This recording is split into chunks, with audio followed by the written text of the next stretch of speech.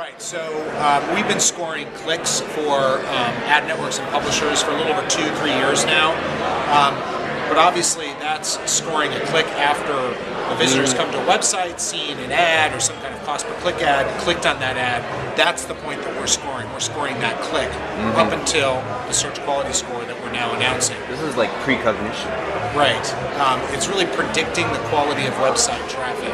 Now, in scoring clicks, that can provide really good insight to customers. When we see bad clicks, invalid clicks, fraudulent clicks, we can put a list of IP addresses on a block list, and then any subsequent traffic from that visitor or from that source of bad traffic can then be blocked in real time.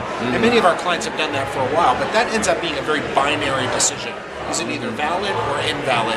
And also, it doesn't really provide 0-hour protection because we have to have seen that visitor or seen bad traffic from that source at least once, and many times a little bit longer than that by the time the list gets updated so that it can then subsequently be blocked for that customer.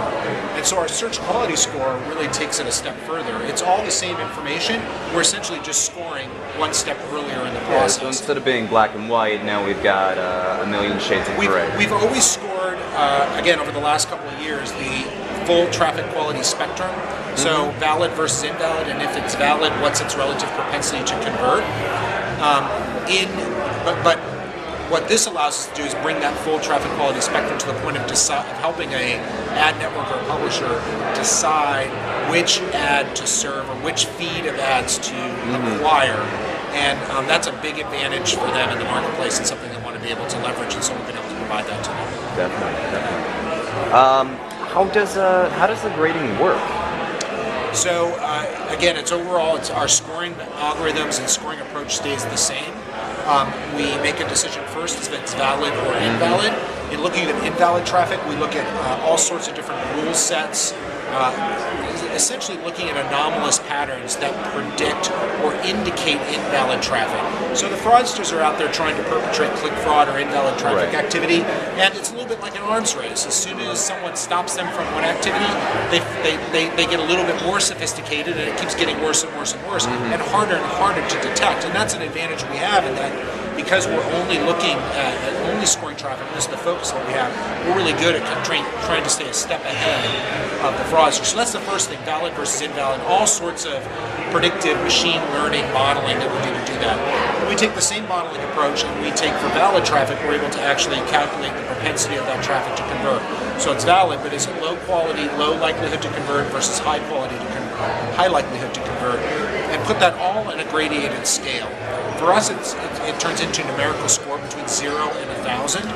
0 to 100 is invalid. Everything over 100 is valid. The higher the score, the higher the propensity to convert. And what we see across our network is 500 is about average overall for the internet. AdWords within Google, we tend to see it about a 550 overall within our scoring algorithms.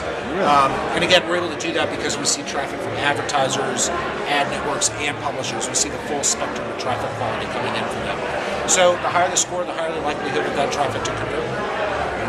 And a lot of our clients will use that quality score as a way to look at the relative quality of traffic from different sources. So one source of traffic may have an average quality score of 400, another one may have an average quality score of 600, and obviously all things being equal, you'd rather have 600 score traffic than 400 score traffic as an example. And now instead of doing that, looking at clicks, looking at average scores over periods of time, we're able to do it on an impression by impression basis so that the client, the publisher, can make a decision on which ads to grab based on the quality of the traffic before the ads even serve.